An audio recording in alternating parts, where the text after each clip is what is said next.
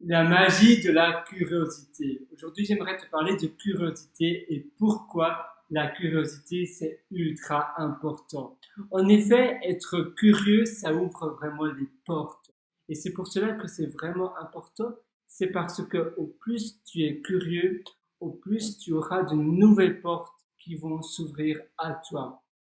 La curiosité, finalement, ça se développe un peu comme un muscle. Au plus tu poses à du pourquoi et à du comment les choses fonctionnent, et tu fais des recherches, au plus tu sais de choses. Évidemment que je parle de curiosité, je ne parle pas de curiosité envers des personnes, de ceux qui ne te regardent pas, ou tous les potins et ces choses-là, eh bien, ça, c'est de la mauvaise curiosité. Mais la bonne curiosité, c'est la curiosité quand tu te poses des questions du style pourquoi, comment cela se fait que A, B, C. Au plus tu te poses de questions sur le comment des choses, au plus tu auras le réflexe de faire des recherches sur un moteur de recherche et puis prendre des notes sur une application de notes, et cela va vraiment t'aider à savoir davantage, à connaître beaucoup plus. Un peu comme les chats sont naturellement curieux.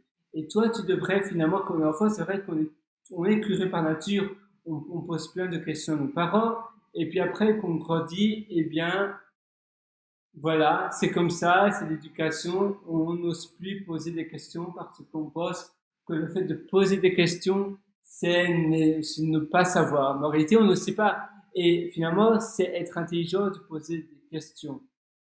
Donc oui, pratique vraiment le pouvoir de poser le plus de questions possible. D'ailleurs, j'avais écrit une note là, voilà.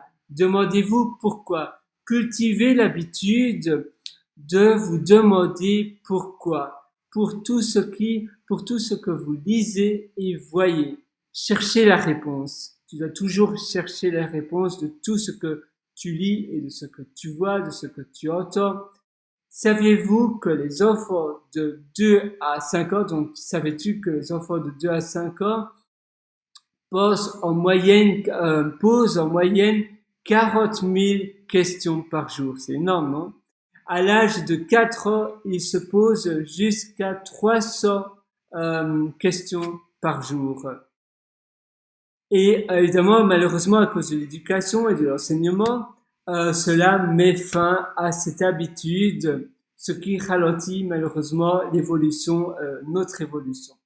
Donc, tu dois vraiment te réapproprier l'habitude en te questionnant sur tout, comme si vous étiez, donc comme si tu étais un détective, cherche les réponses sur Internet via des applications du style Wikipédia ou bien TED. Voilà, je modifie d'ailleurs ma note sur la volée. Tu peux la voir d'ailleurs si ça t'intéresse, c'est l'article 90 sur mon site pierrewriter.com. Et donc voilà, sur des applications du style Wikipédia et TED Vidéo, dans des livres, avec ton entourage, par le biais de ton entourage, en voyageant, etc. Dans le même principe, savais-tu que Isaac Newton, eh bien, il avait une whitelist, liste de questionnements. Et évidemment, c'est pas pour un hasard finalement. Voilà, la pomme lui a frappé la tête et il découvrit, comme tu sais certainement, la loi de la gravité. Mais le fait d'avoir toujours de se questionner non-stop sans cesse, eh bien, ça l'a mené plus rapidement à l'existence de l'attraction. Donc, tu vois, c'est le questionnement et la curiosité, c'est quelque chose de vraiment essentiel.